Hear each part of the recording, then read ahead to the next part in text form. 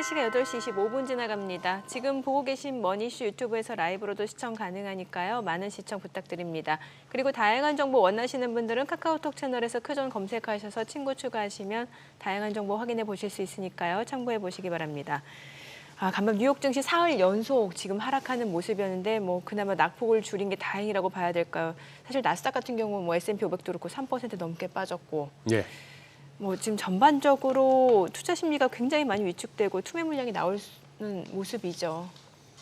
투자 심리가 예. 위축되기도 위축됐겠지만 시장이 그야말로 좀 구조적으로 색깔이 많이 달라져 가지고 아니 우리 코스피가 어제 네. 코스피가 아니라 니케이가 12.4% 빠졌습니다. 그렇죠. 예. 이건 무슨 진짜 1987년이었죠. 그 블랙 먼데이 있었던 그 무렵에 10월 20일 날. 예. 그런 양상이고 나스닥도 낙폭을 줄이면서 마감을 하고 지금 장마감 이후 오늘 봐서는 오늘 저녁에는 다시 또 이제 그 반등세를 이어갈 만큼 강한 모습을 보입니다만 어제 장중 저점은 전일 대비 마이너스 6.36%. 네네. 지수가 예. 무슨 이상한 나라의 잡주도 아닌 나스닥이 네. 이건 좀 웃기는 거죠. 웃기는 상황이 됐는데 그만큼 빅스 어제 폭발한 거 보세요. 그렇죠. 그러다 내려오기도 하고 보니 이걸 갖다가 이런 장을 갖다가 꼭 한 2, 3년에 한 번씩 겪는데 네. 이럴 때마다 보면 결국 고수익을 내던 레버리지 투자자들이 꼭 고생을 해요. 그렇죠. 이거는 진짜 자기 돈으로 투자하고 있는 사람들은 그냥 이거 웅크리고 맞으면 되거든요. 네네. 맞고 견디면 돌아가는데 네네. 이거는 레버리지를 쓰는 쪽에서는 오늘도 아마 다들 생각들이 그렇지 않으실까요? 개장 초에 어제 급락 때문에 어쩔 수 없이 마진콜을 당한 쪽에서 네. 도를 못 메워 놓으면 개장 초에 이제 반대 매매가 나올 거고 그렇죠. 그 급락 때 그냥 다들 저가 매수 기회만 삼겠다는 개파라 것이고 출발하면, 예. 그런 생각들을 많이 하실 거고 과연 이제 오후에도 반대 매매 한번 나올 거 어떻게 격리할 건데 일단 한 고비는 넘긴 느낌입니다. 간밤 뉴욕 증시 네, 보니까요. 보면서 그런 그나마 느낌. 낙폭을 줄인 게 다행이다 예. 이렇게 보시는 거죠. 그나마 낙폭 예. 또 나중에 다시 한 번 더 빠질 때 빠지더라도 네네. 지금은 여기서 추가 급락보다는 예. 일단은 단기 바닥은 잡은 느낌인데 우리가 오늘 어떻게 소화할지 그러게요. 참 궁금합니다. 예. 자, 많이들 좀 불안하실 것 네. 같은데 저희가 오늘 HS 아카데미 이호석 대표님 전화 연결해서 또 자세한 상황 좀 들어보도록 하겠습니다. 대표님 안녕하세요. 네, 안녕하세요. 네. 간밤에 뉴욕 증시 나스닥 S&P 500 다우지수 일제히 하락하면서 그야말로 블랙 먼데이였는데 간밤 뉴욕 증시 상황 리뷰부터 좀 해주시겠습니까? 네, 소장님 말씀해 주신 대로 글쎄요. 어제 우리나라 시장이 9% 빠지고 니케이가 12% 빠진 걸 봐서 그런지 나스닥은 상당히 괜찮은 느낌이 좀 드네요. 상대적으로. 상대적으로. 네. 그리고 또 내성이 강해져서인지 좀 안도하는 분위기가 아니었나 저는 그렇게 느꼈습니다. 그래요. 지금 경기 침체 공포에 이제 전 세계 증시가 휘청이면서 연준을 향해서 꼭 FOMC 기다리지 말고 긴급 회의를 열어서 또 금리 인하를 단행해야 한다. 이런 목소리까지 커지고 있는데요. 가능성이 있겠습니까? 그리고 우리 이리표 보시기에 이 경기 침체 얘기 왜 갑자기 툭 튀어나온 겁니까? 그것도 궁금하고요. 네네. 경기 침체인지 여부가 지금 현재 시장을 판단할 때 제일 중요하다고 생각하는데요. 그러면 두 가지 생각을 해보셔야 되는데 우선은 최근에 있었던 금융시장의 변동성이 경기 침체를 시사하느냐인 것 같아요. 네. 경기 침체 징후는 지금 전혀 없는데 매크로 변수가 이렇게 움직이는 걸 보니 경기 침체 예들을 알고 있다. 이런 것인지 아니면 메인스트리트와 월스트리트 간의 괴리가 굉장히 커져 있다는 점. 다시 말하면은 실물 경제보다 금융시장이 훨씬 더 앞서가 있다라는 거는 다들 알고 있었던 거잖아요. 네. 그래서 금융시장이 너무 앞서갔던 것에 대한 되돌림 정도일 뿐인 것인지 이 부분에 대한 해석이 좀 필요할 것 같고요. 어제 시장이 안도했던 이유는 ISM 비제조업 지수, 서비스업 지수죠. 이게 이제 긍정적으로 나오면서 그래도 경기 침체는 아닌 것 같다라는 생각을 하게 된 것 같은데 지금부터 중요한 거는 앞으로 매크로 변수들이 정말 미국이 경기 침체라고 얘기할 수 있는 정도의 수준의 무엇인가 균열이 나올 것인가 이 부분을 초점을 맞춰서 봐야 될 것 같습니다. 단기적으로 금융시장은 금융시장 내에 있는 여러 가지 변수들에 의해서 움직일 것 같은데 제 생각에는 어제 보여줬던 그런 신호들 중에서 우리가 확인해 봐야 될 게 몇 가지 있다고 생각합니다. 첫 번째로는 일단은 아무도 지켜주지 않는 비트코인이 어제 이제 장중에 5만 불까지 하락했다가 한 10% 정도 반등을 했는데요. 네. 이 부분이 한 가지 있었고요. 두 번째로는 금리가 2년물 금리가 급락했다가 다시 회복하면서 마무리를 했습니다. 그러니까 2년물 금리도 그렇고 10년물 금리도 그렇고 미국의 국채 금리가 더 이상은 안 빠져도 된다라는 생각을 한 것으로 보이는데요. 이유를 보면은 일단은 9월 달에 50bp 인하, 그러니까 25bp 인하가 아니고 50bp 인하 가능성이 83%로 반영돼 있습니다. 그러니까 이만하면 된 거 아니냐. 그러니까 시장에서 연준한테 앞서 말씀해 주신 긴급 인하든 뭐든 빨리 조치를 취해라라는 아주 강력한 압박을 하고 있는데 이 정도 하면 된 것 같다라는 생각들이 반영된 게 아닌가 싶습니다. 그래서 뭐 연준이 언제든지 필요하면 긴급 인하를 포함해서 어떤 조치도 취할 수 있다라고 생각을 하고 있는데 가만히 생각해 보면 코로나 당시에 금융시장을 안정시켰던 연준의 결정적인 조치는 회사채 매입 계획이었거든요. 네. 그런데 실제로는 연준이 회사채를 거의 안 샀습니다. 그러니까 연준이 어떤 행동을 했느냐도 중요하지만 가장 중요한 건 심리라고 생각하고 있고요. 이번 주부터 연준 의원들이 정말 열심히 말을 통해서 시장을 진정시키려고 노력할 것 같습니다. 그럼 지금 시장에서 나타나고 있는 좀 불안 심리에 의한 위험자산 회피 현상은 어느 정도 좀 일단락될 수 있다 이렇게 보시는 건가요? 네, 일단락 될 수 있다라고 생각하고요. 예. 다만 이제 지금부터 중요한 거는 정말 이 금융시장의 어마어마했던 변동성이 경기 침체를 시사한 것이었는지에 네. 대해서 많은 그 논란들이 있을 것 같고요. 그 과정에서 변동성은 어쩔 수 없이 커질 수밖에 없다라고 생각을 하고 있습니다. 네. 네. 어제 국내 증시 뭐 사이드카의 서킷 브레이커 어떻게 보셨나요? 과거에도 이제 이렇게 주가가 많이 빠졌을 때를 보면은 뭐 예. 3개월 전으로 대부분 회복했다라는 분석들이 많은데요. 사실은 더 중요한 조언은 앞으로 변동성이 많이 커질 겁니다. 이유 없이 오르고요. 이유 없이 빠르지는 그런 모습들을 당분간 보일 수 있을 것 같다라는 생각을 하시는 게 필요하다고 보고 있고요. 그렇기 때문에 우리가 지금 대응할 때 초점은 이익을 극대화하려는 그런 움직임이 아니고 손실을 최소화하려는 목적으로 해야 된다라고 생각하고 만약에 오늘 주식을 산다라고 생각하면 최대한 멀리 보고 투자를 하시는 게 필요하다고 생각합니다. 네. 네.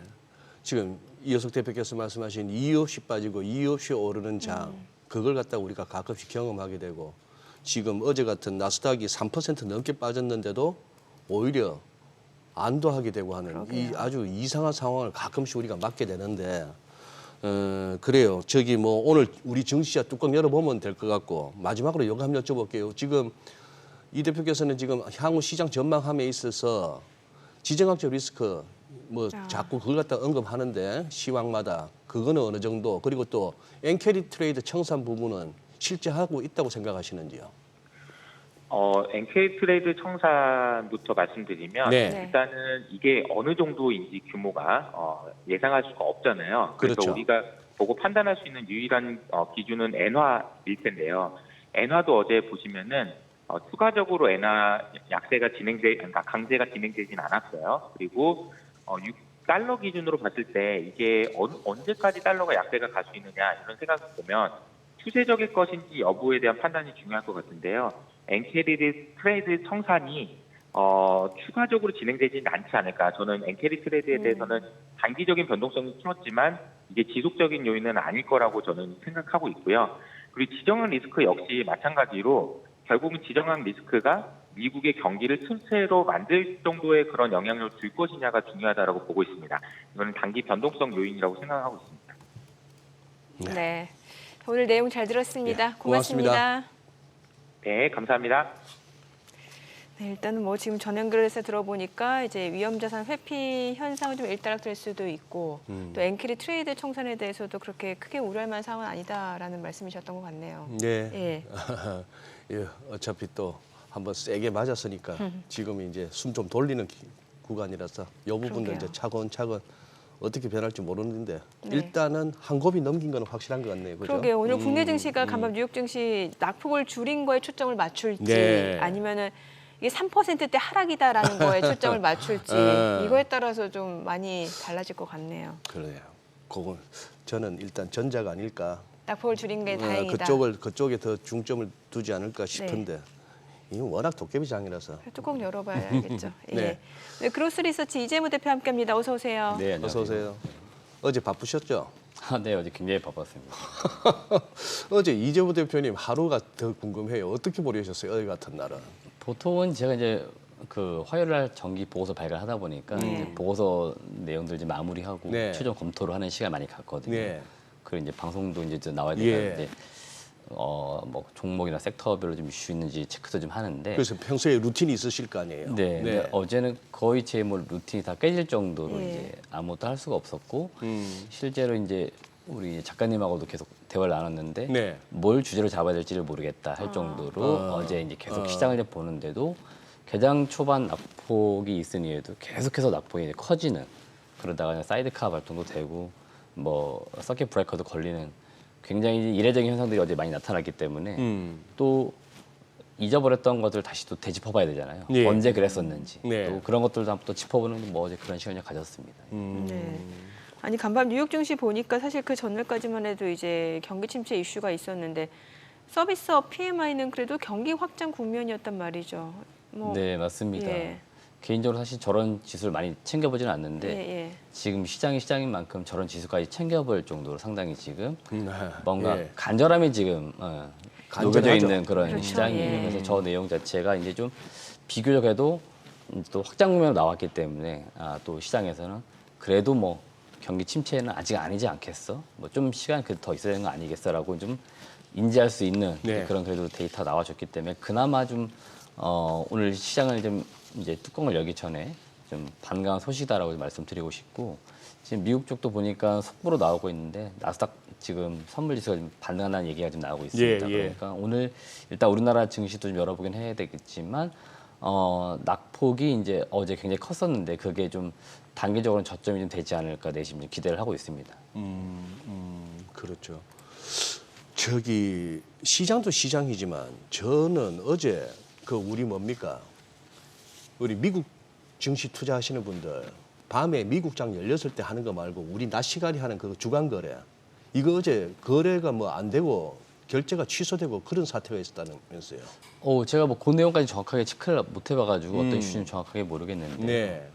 뭐 나중에 제가 다시 한번 확인되면 좀 전달하는 시간을 갖도록 해볼게요. 이거는 진짜 네. 황당해요. 뭐 이렇게 변동성 커지고 거래 폭발한다고 내가 사고 싶을 때 사고 팔고 싶을 때 팔아야 되는데 이게 안 된다는 게 우리 네네. 국내 증권사들 그 제휴하고 있는 그쪽 대체거래소 ATS인가 거기서 안 된다고 해버리니 네. 이거 말도 안 되는 상황이 벌어지는 거죠. 아마 그러면 저도 어제 이제 지나가는 짤로 본 것 같은데 증권사 그 공지사항들 있죠. 네, 예. 그걸 이제 캡처해서 어딘가지 올리던데 예. 아마 그런 내용들 같습니다. 최근에 우리나라 이제 증권사들이 낮에도 이제 예, 거래할 수 있는 식으로 주간 광고를 예, 많이 그거, 했었거든요. 예, 아마 그런 예. 것들이 일부 좀 중재됐던 건 아닌가 이렇게 보시면 될 것 같네요. 저는 어제 그 뉴스 보면서 섬찟한 게 네. 이거보다 조금 더 혼란스러운 상황이 왔을 때 진짜 내 계좌에 있는 뭐 주식이 됐건 코인이 됐건 뭐가 됐건 이거 팔아서 현금화 할 수는 있는 거냐. 그 상황 가서 거래 체결 안 돼요. 뭐 취소해야 돼요. 뭐 이렇게 돼버리면은 뭘 믿고 해야 되나 싶기도 하고 뭐 좀 섬찟한 그런 상황이었습니다. 근데 이게 참 아시아 증시가 몸매를 좀 크게 맞는 것 같다는 생각이 드는 게 어제 저희도 예. 뭐 방송 전에 얘기를 나눠봤습니다만 일본 증시가 12% 넘게 급락했고 이게 1987년도 그 당시 14%그 이후로 최대 낙폭이라고 하잖아요. 이게 옌 가치가 지금 다시 좀 올라가다 보니까 또 일본 증시는 지금 급락하고 있고 어제 국내 증시도 뭐 사이드카에 서킷 브레이커까지 왜 이렇게 아시아 증시가 더 많이 몸매를 맞는 거예요? 일본은 그렇다 칠 수 있어요. 그동안 올랐으니까. 네. 사실 개인적으로는 네. 어제 이제 한국 이제 지수를 보고 있을 때 네. 한국 지수는 이제 늘 그런 표현들 많이 썼거든요. 외국인들 입장에서 ATM기다. 그렇죠. 현금 네. 인출에 굉장히 좋은 국가다. 그래서 한국 증시만 굉장히 많이 빠진다고 보고 있었는데 뭐 다른 나라는 저도 좀 어땠나 봤습니다. 그래서 일본, 그다음에 대만 가장 우리나라 비슷하기 때문에 네. 근데 저쪽도 낙폭이 굉장히 크기 때문에 전체적으로 아시아가 많이 빠지고 있었고 그나마 어제 보니까 중국이 이제 좀 덜 빠졌었고 네네. 일부 다른 또 신흥국 아시아 쪽은 상대적으로 좀 덜 빠졌습니다. 그러니까 어제 지금 아시아권 시장 내에서 한국, 일본, 대만이 유독 좀 많이 빠졌다라고 보시면 될 것 같고 결국 이게 이제 경기 침체라고 하는 경기 이슈잖아요. 그러니까 아무래도 저 세계 국가들이 대부분 또 경기에 좀 민감한 또 수출 이런 것도 많이 하는 또 그런 국가들이다 보니까 아무래도 좀 더 그 직접적으로 영향을 많이 받은 건 아닌가 이렇게 좀 개인적으로 평가를 하고 있습니다. 자, 이거 어떻게 보면 사이드카, 서킷 브레이커 이런 용어를 갖다 처음 들으시는 분들도 많았을 것 같은데. 특히나 이제 코로나 팬데믹 때 이제 주식 투자 처음 시작하신 분들이라면 네. 그렇죠. 그런 상황인데 지금 어쨌거나 이런 상황에서 이재무 대표님 오늘 아침에 현재 그거는 있죠. 어제 같은 그런 폭락장이었으면은 일단 반대 매매는 조금 압력은 있는 거 아니에요, 개장초. 그럴 수밖에 없고 어제도 이미 좀 어제도 꽤나 이미 나왔을 것 나왔을 같습니다. 거고. 네, 어제 뭐 신저가를 기록한 기업들이 굉장히 많았었기 때문에 네.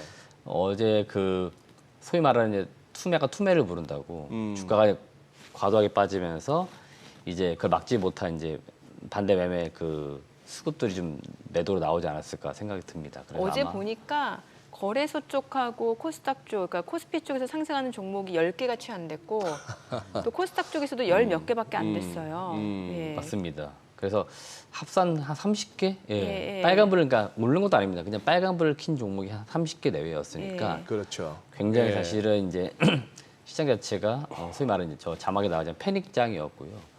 제가 이제 어제 또 느낀 바는 뭐냐면 이게 이제 코로나 이전과 이후로 저는 계속 나누고 있는데 네.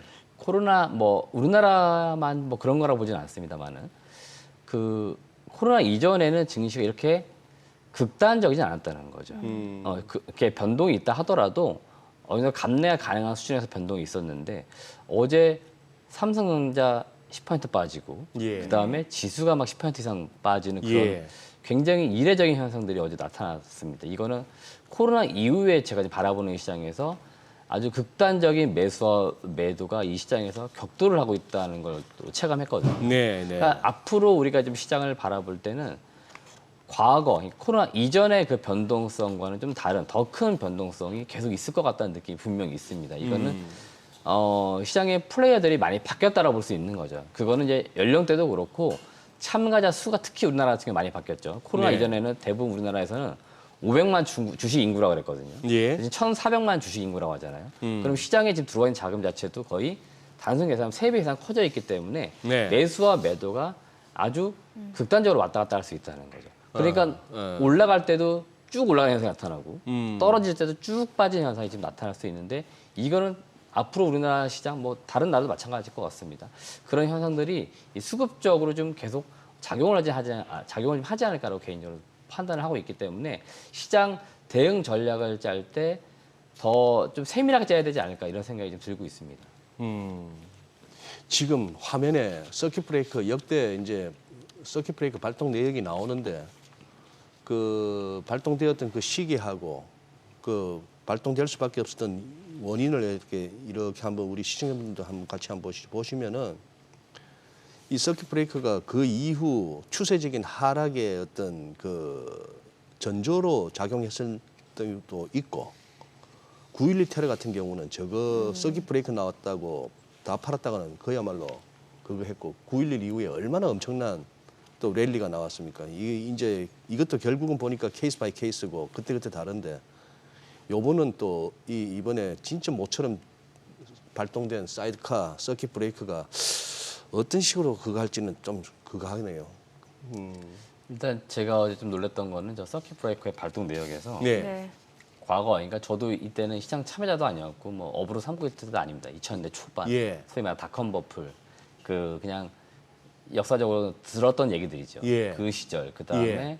9.11 테러 그다음에 이제 코로나 19 때 급격히 떨어졌던 그 시기인데 어제 발동됐단 말이에요. 저 서킷 네. 브레이커가 예. 과연 저 서킷 브레이커가 발동될 정도의 이 약재였냐 이거죠.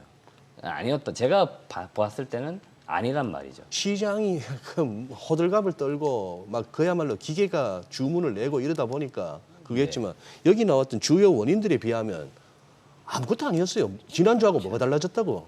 안 그러니까 그렇습니까? 제가 판단해서 네. 지수로 코스피로 놓고 볼 때는 네. 2, 3% 정도 빠지면은 네. 그래도 뭐 감내 수준에 저 정도 이슈면 그래도 빠질만하다 예. 할 수 있는 수준이 코스피 제가 볼 때 마이너스 3% 정도였습니다. 어제 개장 초반 그 정도 가더라고요. 그래서 이 정도 마무리 되나 그랬거든요. 네. 근데 계속 빠지더라고요. 예. 그러니까 뭔가 확연하게 좀 달라진 거죠. 제가 이게 말했던 코로나 이전과 이후 달라졌다는 게 저런 내용들이에요. 물론 기적인 어떤 발전도 있을 거고요. 매매 패턴도 분명히 무언가 바뀌었을 겁니다. 그러니까 어제의 낙폭은 상당히 이제 과했다는 거죠, 결국. 그렇죠. 예, 그리고 제가 올해 내내 시장을 바라볼 때 지수 밴드 개인적으로 바라보는 걸 많이 말씀드렸는데 저는 2,300, 2,800을 봅니다 얘기 드렸어요. 네. 예, 그리고 제가 지난 7월 달 초에 그 하반기 전망 이런 거 할 때도 그 뷰를 바꾸진 않았습니다. 그러면은 지금 2,300, 2,800 그 범주에 있다라고 놓고 보면 어제 코스피가 한 2,300대까지 내려가긴 했어요. 반등은 나왔지만. 예. 그러면 얼추 바닥권에는 와 있다. 바닥이라고 뭐 단정 지을 수는 없지만 적어도 최소한 연간 기준 놓고 볼 때 가격적으로 싼 구간에 들어와 있는 거 분명히 맞습니다. 그러니까 이제 매도가 나온다 하더라도 낙폭은 이제 좀 어제처럼 과하게 나오는 거지는 않겠죠. 지금 예상 체결 지수가 아까는 막 100포인트 넘게 나오다가 지금 이제 또 70포인트 정도까지 줄었는데 우리 시장 워낙에 뭐 빠르기도 빠르고 도깨비 같은 시장이라서 저 오히려 막상 장 열면은 아예 뉴욕장 반영하는 마이너스 출발도 아니고 처음부터 상승 출발도 가능하다고 보이네요. 가능하다고 보이는데 근데 어제 아마 많은 그 개인 투자자분들이 좀 뒤통수 맞았다. 뭔가 사기당한 느낌. 이 정도는 아닌데 뭐지 하는 게다 보니까 굉장히 흉했어요. 저는 그걸 어디서 느끼나 하면은 전반적인 어떤 그 실시간 채팅창이나 댓글란에서 이렇게 보니까 진짜 개인 투자자분들의 그 상실감이나 그 분노가 크게 느껴지는데 갑자기 온통 욕설이 난무해요. 그 나와서 얘기하는 패널이나 이코노미스트, 애널리스트가 뭔 전문가가 무슨 죄가 있다고 이놈 저놈 소리 막 나오고 말이죠. 참. 좀 그건 아닌데. 저는 오히려 요새 올림픽 끝나고 나서 메달 색깔 결정되고 나서 두 선수 서로 부둥켜 안고 손 들어주고 등 두드려주는 거 보면은 눈물이 핑 돕니다. 그 배드민턴 결승이요. 예, 그거 뭐 이번에 안세영 선수도 그랬고 우리 김우진 선수 그 양궁 금메달 확정된 뒤에도 참 아름다운 장면 나왔고. 근데 그게 스포츠니까 그렇지 여기 돈 넣고 돈 먹기 위해서 저놈이 내 돈 뺏어가는데 뭐 등 두드려주고 싶겠습니까? 네. 그렇긴 하네요. 예. 그리고 원래 남 탓하는 게 좀 마음도 편하고. 아휴, 그러니까. 오늘 시장이 만약에 이제 지금 앞서 저희도 얘기를 했습니다만 네. 개파락하면은 뭐 현금을 보유하신 분들이야 뭐 그야말로 이제 저가 매수 기회다라고 하시는 분들도 계시겠지만 사실 포트폴리오에 꽉꽉 채워서 갖고 계신 분들은 이런 장에서는 버티기가 쉽지 않은데. 네, 맞습니다. 그래서 예. 앞서 이제 소장님도 그 말씀하셨는데 항상 이렇게 급락장이 나오고 좀 어려워질 때 다시 한번 포트폴리오를 조정해보고 내 투자 어떤 전략이나 방향성을 바꿔야 되는데 기본적으로 전 주식을 그 레버리지 쓰는 것 자체를 안 좋아합니다. 그러니까 시장을 믿지 못하기 때문에 그래요. 그러니까 시장을 믿지 못하기 때문에 언제든 급락이 나올 수 있다는 거죠. 그래서 개인적으로도 그렇지만 소위 말하는 이제 빌려서 투자하는 거는 네네. 저는 좀 일반 개인 투자분들에게 권해드리지 않아요. 물론 증권사에서 많이 권합니다. 그래야 수수료가 많이 나오고 이제 그렇기 때문에 많이 권하고 또 레버리지를 써가지고 소위 말하는 대박을 냈다는 분도 굉장히 주변에 뭐 들어오면 많죠. 근데 사실은 직접적으로 확인한 바는 없잖아요. 그래서 그런 분들은 정말 100명에 1명, 1000명에 1명 정도 꼴이다. 내가 될 가능성은 지금 낮다고 놓고 보면은 기본적으로 투자의 어떤 그 스타일 자체를 좀 안정적으로 가져가야 되니까 현금 투자하는 게 좋겠다 말씀드리겠고요. 포트폴리오에 현금을 보유하라는 말씀 굉장히 많이 들어보셨을 거예요. 최소 현금을 10%나 많게는 30% 정도를 가지고 있으면 좋겠다라고 하는데 그 현금을 언제 쓰는 거냐면 지금처럼 시장이 이제 급락이 나온 상태에서 떨어질 때는 매수하는 게 아니에요. 떨어진 거 다 보고 나서 반등 나올 때 매수가 들어가줘야죠. 그러니까 분할 매수라고 하는 것은 사실은 이럴 때 쓰는 거기 때문에 그 현금을 이때 쓰는 거죠. 예. 그러기 위해서 그 현금을 늘 가지고 있는 거기 때문에 그 현금을 좀 가지고 있는 전략도 앞으로는 좀 투자하실 때는 생각해 보시면 좋을 것 같고 지금 이제 현금을 꽉 채워가지고 다 들어간 상태에서 지금 이제 하락을 맞으시는 분들은 이제 방법은 이제 딱 한 가지밖에 없죠. 기다리는 것밖에 없습니다. 근데 기다릴 때도 가만히 기다리는 건 아니고요. 내 종목이 반등이 나올 수 있는 종목인지 그리고 내 종목이 산 시점이 좀 비싼 가게 산 건지 싼 가게 산 건지를 다시 한번 좀 생각을 해보셔야 됩니다. 왜냐하면 가격이 싸다라고 하는 건 항상 시장에서 매수가 몰릴 수 있는 가장 기본적인 요인입니다. 그래서 어떤 특정 종목을 놓고 볼 때 이 종목은 그래도 좀 싸다라고 느꼈던 종목은 반등이 나올 수 있습니다만은 최근 들어 좀 비쌌다라고 하는 종목들은 이번이 그냥 차익 실현이 되면서 계속 빠지는 흐름이 나올 수 있습니다. 그리고 이런 종목들은 반등이 안 나올 수도 있기 때문에 지금 여러분들이 포트폴리오에 가지고 있는 종목군들을 각각 하나하나 좀 뜯어보면서 그렇게 분석을 좀 하는 시간을 지금은 가져야 된다고 말씀드리고 싶습니다. 네. 자, 지금 시각 8시 50분 지나갑니다. 오늘 양시장 호가 상황 체크해 보겠습니다. 먼저 코스피 예상 체결 지수부터 확인해 보도록 하죠. 오늘 코스피가 지금 1%대 하락이 예상되고요. 예상 체결 지수 2,417포인트입니다. 어제 코스피, 코스닥 양시장 정말 그야말로 좀 많이 떨어졌었는데 오늘장에서는 글쎄요, 일부 기존 시장 상승을 이끌었던 주도주 위주로 좀 저가 매수 유입을 기대해 볼 수도 있을 것 같은데요. 코스피는 0.9% 하락 예상되고 코스닥은 여전히 7%대도 하락이 예상됩니다. 지금 호가에서는 640포인트로 집계가 됩니다.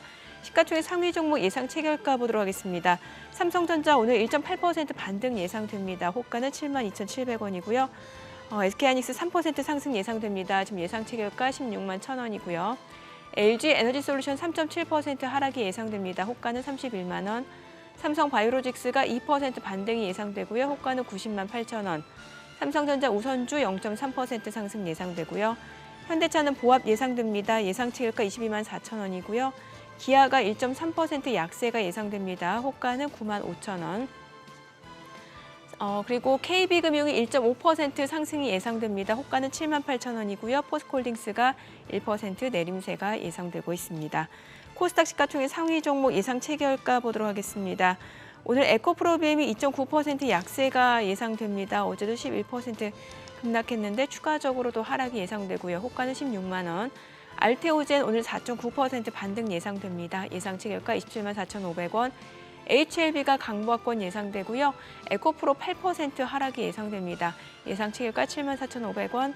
삼천당제약도 소폭 내림세가 예상됩니다. 호가는 15만 2천 원이고요. 셀트리온 제약이 오늘 3% 약세가 예상됩니다.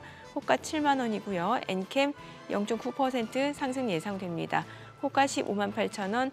리가캠바이오도 1.9% 반등이 예상되고요. 호가는 7만 4,800원이고 클래시스가 1.5% 약세가 예상됩니다. 휴젤이 0.4% 상승 예상되고요. 호가는 21만 2천 원으로 집계가 되고 있습니다. 이제 개장까지 7분여가량 남았는데요. 오늘 지금 보니까 이제 양시장 지금 네. 이제 대형주 쪽으로는 글쎄요, 지금 대기 매수세, 저가 매수세 유입을 좀 기대해 볼 수 있을 것 같은데 참 이랬다가도 좀 단기 트레이딩으로 접근하시는 분들 또 짧게 수익 실현하고 나오시는 분들 감안한다라면은 오늘 시장 변동성이 굉장히 커질 수도 있겠네요. 굉장할 것 같죠. 예. 예상 체결지수 코스피는 네. 지금 개장 전에 예상 체결지수 동시효과에서 플러스로 돌아설 기세까지 보이는데 예. 코스닥은 아무래도 반대 매매의 여파가 이제 아직도 그러게요. 상당할 것 같고 이제 솔직한 얘기로 당분간 한 1, 2주는 이걸 갖다가 사후적으로 설명도 잘 안 될 것 같습니다. 우리 같은 사람이 해설자 입장에서도 네. 이 설명을 잘 하기 힘든 그런 장이 될 것 같고 또 우리 투자하시는 분들은 이런 채널이나 유튜브 등등을 갖다가 또 증권사 리포트들을 보면서 조금이라도 도움이 될까 싶어서 보시는데 기본적으로 답 없는 시장에 알고 쓰는 사람, 알고 말하는 사람 없습니다. 그냥 참고할 뿐이지 너무 많은 거 기대하지 마시고요. 예. 그리고 그 말하고 쓰는 사람들이 알 만큼 알고 천기를 알아서 그거 같으면 뭐 그러고 있겠습니까? 그냥 돈 벌면 되지. 그냥 참고만 하시면 됩니다. 너무 이럴 때 그런 데다가 쓸데없는 데 막 이렇게 마음을 갖다가 상하지 마시고 그냥 시장 이렇게 지켜보시는 게 낫습니다. 누군가를 갖다 자꾸 탓하고 싶어지는 그런 장이 되는데 레버리지 너무 쓰지 마시고요. 지금같이 변동성일 때는. 네. 지금 좀 이렇게 이 와중에도 어제 같은 경우는 전 업종이 다 시풀했는데 네. 그래도 좀 이런 변동성 큰 장에서 우리 시장 내에서 좀 덜 다칠 만한 아니면 조금 더 기회가 있을 만한 그런 어떤 섹터가 보이세요? 피난처가 있을까요? 그러니까 일단 저는 지난주 금요일하고 이제 어제 월요일 시장 빠질 때 이제 시장 이제 지수랑 개별 종목들 이제 뭐 낙폭 빠지는 것도 살펴보긴 하지만 저는 이제 그거와는 또 이제 별개로 이제 시장 이제 반등은 분명히 나올 건데 반등 나올 때 주도 섹터가 바뀔 건가 이거에 대한 이제 의문을 계속 갖기 시작했습니다. 왜 그러냐면은 지난주 그다음에 어제도 사실 개장 초반만 하더라도 낙폭이 클 때 2차 전지 일부 종목들은 플러스로 돌렸습니다.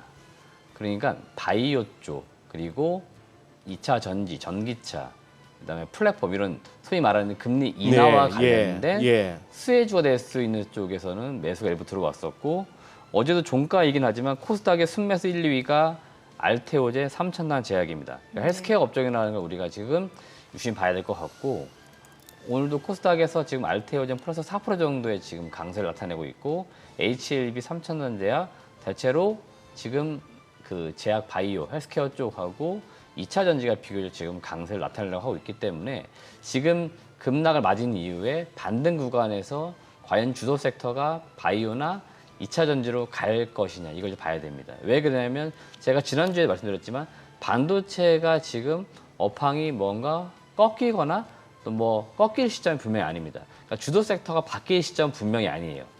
근데 이거와는 별개로 경기 침체라는 새로운 이슈와 함께 투자 심리가 바뀌면서 이제는 뭐 그동안 많이 떨어졌던 금리 인하가 이제 시작되면 수혜를 볼 수 있는 바이오, 2차 전지 뭐 이런 쪽으로 가야 돼. 이런 논리가 성립돼 버리면 시장의 자금이 이리로 또 갈 수 있다는 겁니다. 그래서 지금 시장 반등 나온 구간에서 주도 섹터가 바뀔 수 있을지를 여러분 봐야 될 것 같고 만약에 주도 섹터가 바뀐다 그러면 지금부터는 바이오하고 2차 전지나 그다음에 테크, 그러니까 기술만 있는데 자금이 부족했던 쪽 신재생 에너지도 마찬가지입니다. 프로젝트가 진행돼야 되는데 이게 대부분은 돈을 빌려서 하다 보니까 이자가 높은 상황에서는 진행이 안 됐던 프로젝트가 다시 이제 금리가 낮아지면 진행될 수 있다. 이런 논리가 성립될 수 있는 섹터 쪽은 지금 봐야 되는 거예요. 그래서 지금 이런 쪽을 여러분들이 좀 관심 있게 일단 봐야 된다고 말씀드리고 싶습니다. 기존 반도체 쪽은 어때요? 지금 오늘 그래도 코스피가 좀 반등을 기대해 볼 수 있는 부분이 기존의 시장 상승 주도했던 반도체라든지 아니면 최근에 이제 뭔가 이제 순환매 차원에서 조선주 섹터 또 지금 오늘 반등 예상이 되거든요. 네, 맞습니다. 그러니까 올해 상반기 사실 주도주는 반도체도 있지만 이제 소위 말하는 실적이 나왔던 쪽입니다. 예. 그러니까 실적 회복된 쪽이기 때문에 펀더멘털을 저는 개인적으로 올라갔다고 보거든요. 그래서 제가 앞서도 국내 증시 낙폭이 굉장히 컸다라고 말씀드렸던 거고요. 근데 이쪽이 지금 바뀐다는 건 이쪽에서 자금이 무언가 이제 빠져야 되는 거거든요. 그러니까 많이 올라간 쪽에서 그러니까 자금이 차익 실현 나오기가 쉽습니다. 그러니까 손절은 어렵지만 익절은 쉽잖아요. 그러니까 올라간 종목을 지금 과감하게 지금 차익 실현하고 있는 과정에 있고 결국 어제 매도는 시장을 떨어뜨리기 위함이 아니고 현금을 확보하기 위한 매도였다고 보기 때문에 그렇게 놓고 볼 때 어제 많이 빠진 반도체, 삼성전자, 하이닉스 당연히 타격을 입을 수밖에 없었고 조선주, 화장품주도 어제 일부 많이 빠졌거든요. 네. 그러니까 이쪽이 대부분 올해 많이 올라왔고 실적이 나왔던 쪽입니다.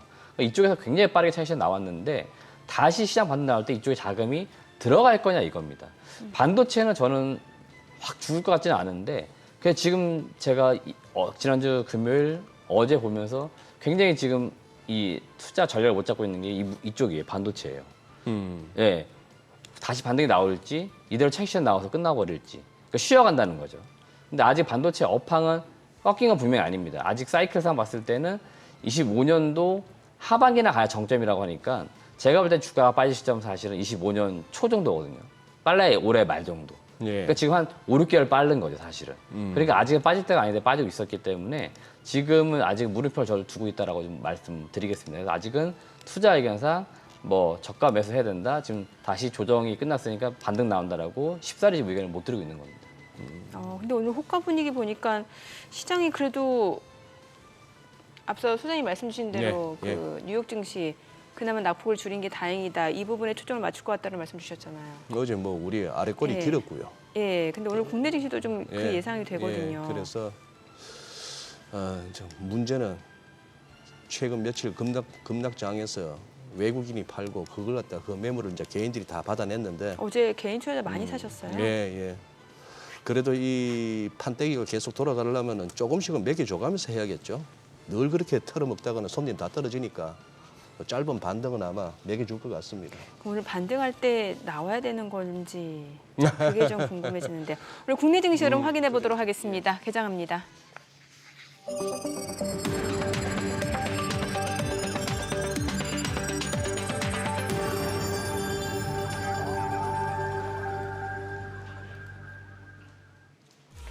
네, 8월 6일 화요일 국내 증시 개장했습니다.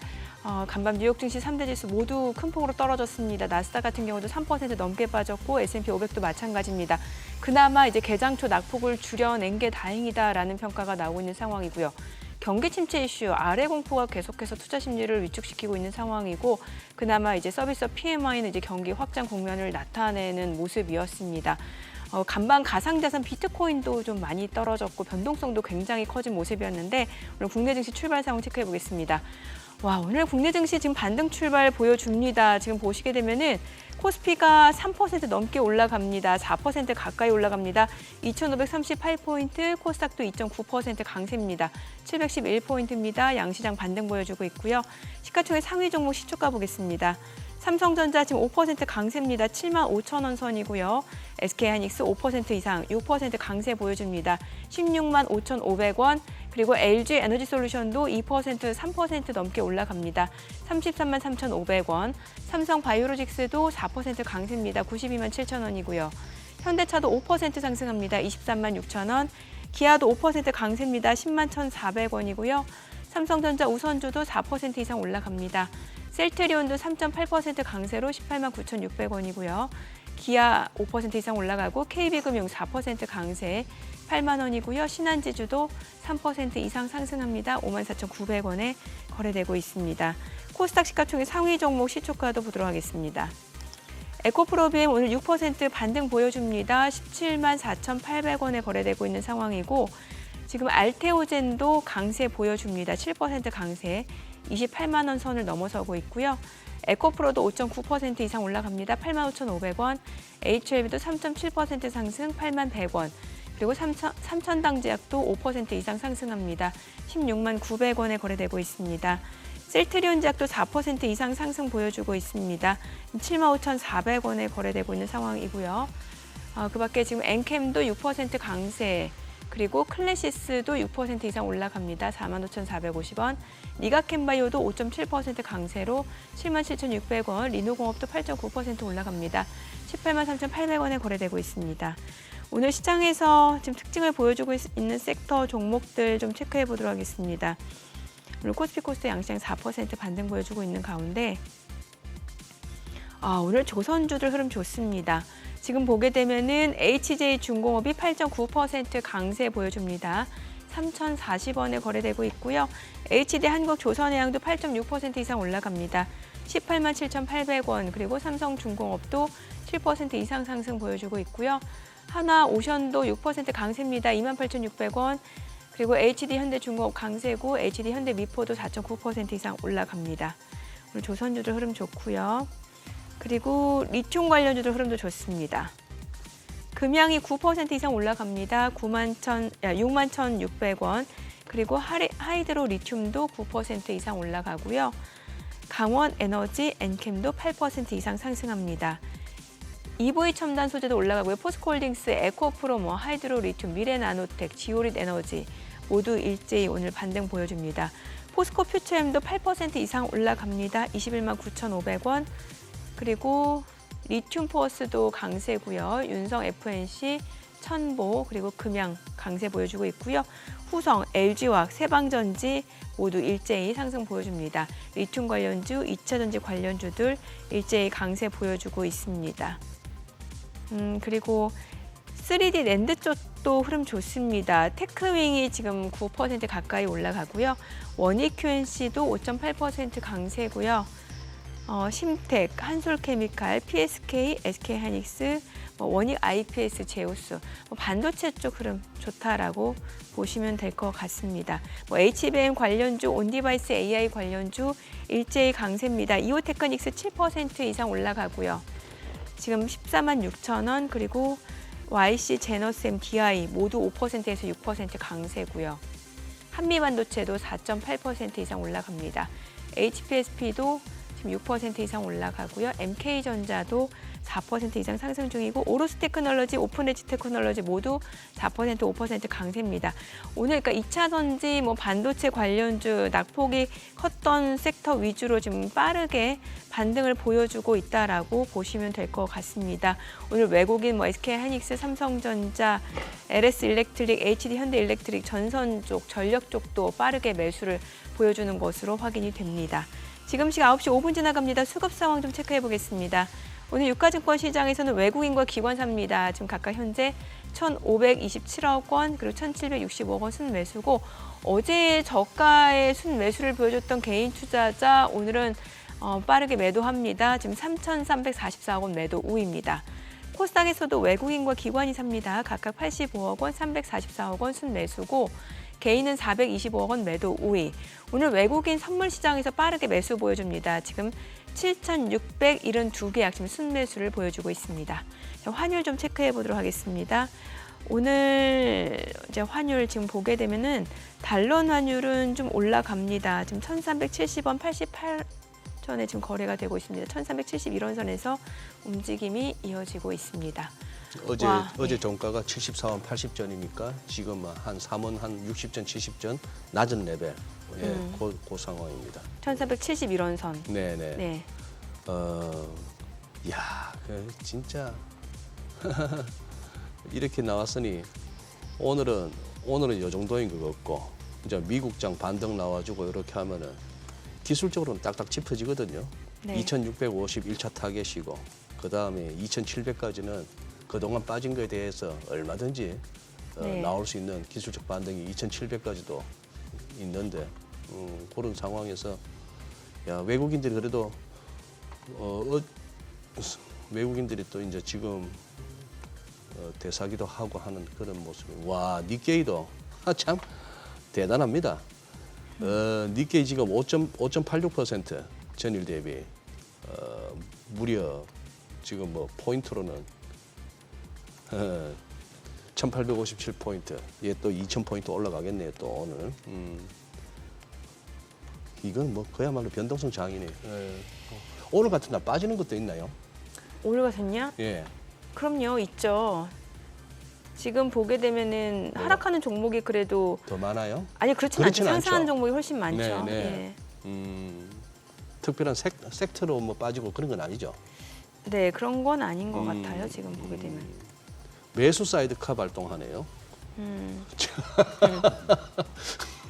이거 잘하면 매일 이 사이드카 소리 듣겠습니다, 이거. 참.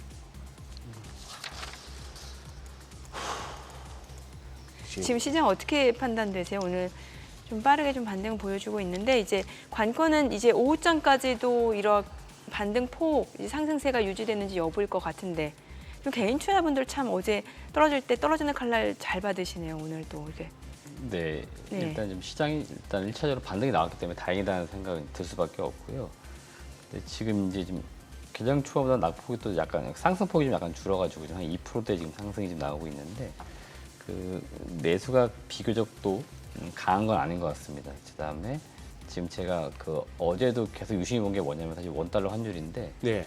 어제 원달러 환율이 이제 거의 뭐 사실 오전장 그다음에 오후 들어서도 변동 없다고 오후 이제 막판에서 급격히 변동이 생겼거든요.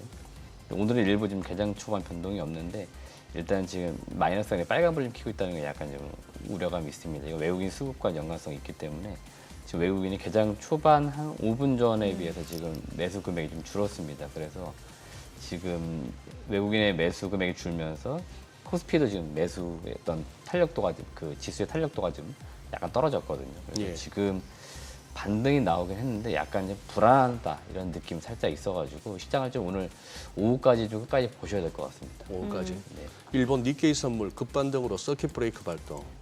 지금 우리만 이런 게 아니고 전 세계적으로 금융시장, 자산시장이 그야말로 막 휘저어놨네요.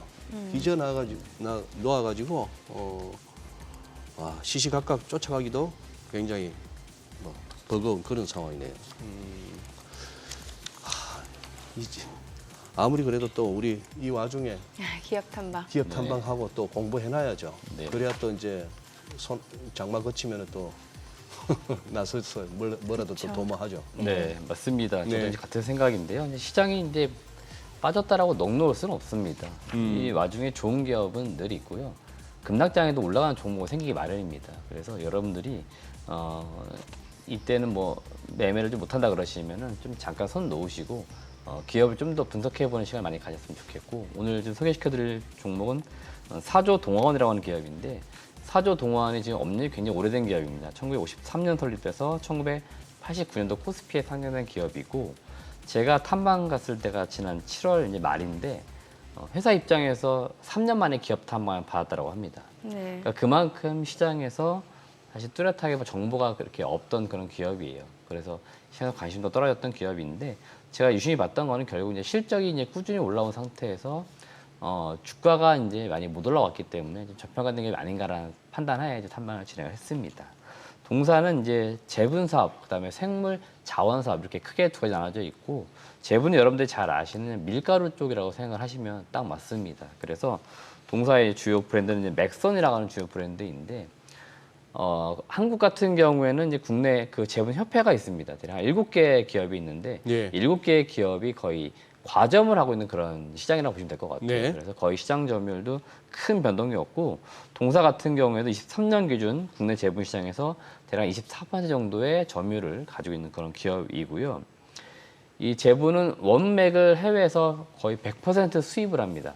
그래가지고 가공해서 판매하는데, 판매는 국내에 이제 100% 또 유통을 합니다. 그래서 이런 지금 구조를 가지고 있기 때문에 해외에서 원맥을 수입해서 가공한 다음에 국내 유통하는 이런 구조를 가지고 있다라고 보시면 되겠고, 주요 고객사는 농심, 오뚜기, 팔도, 삼양식품, 뭐 롯데자가, 혜태자가, 주로 이제 라면을 만드는 업체나 뭐 과자 이런 걸 만드는 업체들에게 주로 납품을 한다라고 보시면 될 것 같습니다. 그래서 이쪽이 이제 주로 소위 말하는 캐시카우가 되는 거죠. 상당히 지금 실적을 잘 내주고 있는 사업이라고 보시면 될 것 같고요. 생물 자원 사업은 또 크게 나눠지는데, 배합 사료, 그 다음에 최근에 펫푸드, 그러니까 애완동물 쪽 사료 사업이죠. 이런 쪽을 지금 신규 사업을 진행하고 있는데, 우선 배합 사료 같은 경우에는 가축 및 양식, 어류의 그 사료를 제조하는 사업이고요. 국내에서는 이쪽은 주로 농협이나 이제 대기업인 한림 이쪽이 거의 꽉 잡고 있습니다.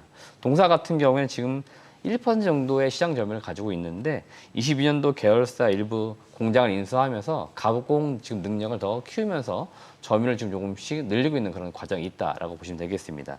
이쪽 역시 주 원료는 옥수수나 대두박 같은 것들을 해외에서 수입을 한 다음에 가공해가지고 동물용, 그러니까 뭐 돼지나 닭 이런 걸 먹이기 위한 사료로 만든다라고 보시면 되겠고요. 신규 사업이고 성장 동력으로 삼고 있는 게 바로 펫푸드 사업입니다. 최근에 국내에서도 이 애완동물 시장이 굉장히 커지고 있기 때문에 네. 이쪽에 발빠르게 진출하는 기업들이 늘고 있는데, 동서 2018년도부터 신규 사업으로 진행을 했고, 18년도 첫 해 매출액이 87억이었는데 작년 4분기 기준으로 놓고 볼 때 매출액이 371억까지 성장을 했습니다. 아주 가파르게 매출액이 증가를 하고 있기 때문에 이쪽에서 무언가 더 신성장 동력을 찾으려고 하고 있고요. 이쪽 시장은 대부분 가격 위주의 정책이라고 합니다. 그러니까 소비자들이 이 애완동물 사료를 살 때 브랜드보다는 가격이 싼 거를 많이 구매한다 하더라고요. 그래서 네. 이쪽은 가격이 낮아야만이 수요가 많아지기 때문에 그 전략으로 지금 이 시장에 진입해서 잘 키우고 있는 거고, 향후에는 어느 업종이 될지 모르겠지만 M&A나 이런 걸 좀 통해 가지고 신성장 동력을 삼으려고 하는 것 같아요. 그래서 지금 올해 실적이 매출에 한 7천억의 영업이익 한 400억 정도 나올 거로 기대가 되고 있는데, 장차 좀 먼 미래는 매출이 한 1조 원이 넘는 기업을 키우겠다 이런 계획을 지금 잡고 있습니다. 그러니까 수익성을 기반으로 해서 무언가 계속 볼륨을 키울 수 있는 기업을 좀 인수하거나 이렇게 하면서 회사를 좀 키우겠다라고 계획을 잡고 있으니까 향후에 이런 걸 여러분들이 참고해 보시면 좋을 것 같고, 작년에 처음으로 아마 오랜만일 겁니다. 굉장히 오랜만에 배당을 시행을 했습니다. 그동안 지금 수익성이 안 좋아서 배당을 못 했는데, 수익성이 증가되면서 부채도 줄이고 이렇게 하면서 지금 주주 친화 정책을 펼치고 있어요. 그래서 작년에 배당을 좀 했고 올해도 배당을 늘리겠다, 향후 배당이 더 늘어날 거다라고 이야기를 해주고 있기 때문에 주주 친화적인 정책에 있어서도 주목을 받을 수 있으니까 그런 점도 우리가 주목해 보면 좋겠습니다. 네. 와, 오늘 외국인들 현선물 많이 사네요. 그동안 그렇게 전기전자 흔히 말하는 패덱이라고 하죠. 그렇게 팔더니 오늘 다시 엄청 사들이네요. 그러네요. 예. 예. 그렇죠. 수급적인 측면에서 이 친구들이 사면은 네. 지수 올라가고 팔다는 지수 빠지고 하는 그 패턴은 그거 합니다만 여기도 사람인데 그런다고 해서 늘 벌게 하겠습니까? 그리고 이 생각도 해보네요. 지금 만약에 이 대표님 우리 만약 공매도에 있었으면 더 난리가 났을 것 같은데 그죠? 공매도가 허용됐더라면 이런 맞습니다. 상황 하에서 네, 훨씬 더 시장이 혼란스러웠을 것 같습니다. 혼란스러웠을 네, 것 네. 같고. 예. 지금 예. 느낌 어떠세요? 지금 이게 어제 본 게 단기바닥 같습니까? 아니면은 단기바닥이 아니라 이제는 조금 이제 어제 봤던 저점 밑으로까지는 걱정 안 해도 될 것 같습니까? 일단 어제를 전 단기 바닥을 생각을 하고 있는데 단기 바닥은 일단 이게 잡았고. 지금 V자 반등일지 U자 반등일지 전 계속 고민하는 겁니다. 아, 그러니까 V자 반등은 아주 빠르게 음. 정상화되는 건데 네. 지금 이 경기 침체 이슈는 좀 늘어질 것 같아요. 그러면 이게 V자 반등이보다는 살짝 반등이 빠르게 나왔다가 또 빠졌다 이런 또 흐름이 늘렸다가 또 당분간 반등 나오다가. 나오지 않을까. 그러면은 이제 지금 지수가 빠진 상태에서 약간 횡보하는 그런 흐름이 좀 나오지 않을까를 보기 때문에 지금 뭔가 섣불리 안정감을 가질 당연히 아니다라고 지금 보고는 있습니다. 그래요. 네, 알겠습니다. 네. 오늘 내용 잘 들었습니다. 고맙습니다. 네, 수고하셨습니다. 네, 오늘 들으신 내용과 관련해서 더 다양한 정보 원하시는 분들은 카카오톡 채널에서 크존 검색하셔서 친구 추가하시기 바랍니다. 최근 외국인 관심 있게 보는 리포트까지 확인해 보겠습니다.